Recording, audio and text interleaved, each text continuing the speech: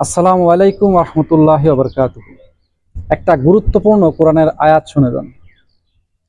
সেটি হলো আল্লাহ তাআলা মুহাম্মদ সাল্লাল্লাহু আলাইহি সাল্লামকে উদ্দেশ্য করে বলছেন যে আমি আপনাকে সমগ্র মানব জাতির জন্য সুসংবাদদাতা ও সতর্ককারী রূপে প্রেরণ করেছি, কিন্তু অধিকাংশ মানুষ তা জানে না।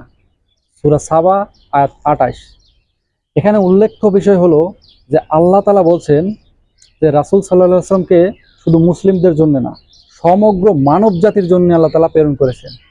যদি মুসলিমদের জন্যই হতো তাহলে কেন আল্লাহ তাআলা শুধু মানব জাতির কথা বললেন? সমগ্র মানব জাতির কথা কিন্তু এখানে বলা হয়েছে। এরকম অনেক আয়াত আছে যেগুলো শুধু পুরো মানব জাতিকে উদ্দেশ্য করে বলা হয়েছে, এবং এই আল কোরআনও পুরো মানব জাতির জন্য প্রেরণ করা হয়েছে। একবার চিন্তা করে দেখুন ভাই, আল্লাহ তাআলা পুরো মানব জাতিকে উদ্দেশ্য করে এই কথাটি বলেছেন যে আমি আপনাকে সুসংবাদদাতা ও সতর্ককারী রূপে প্রেরণ করেছি পুরো মানব জাতির জন্য।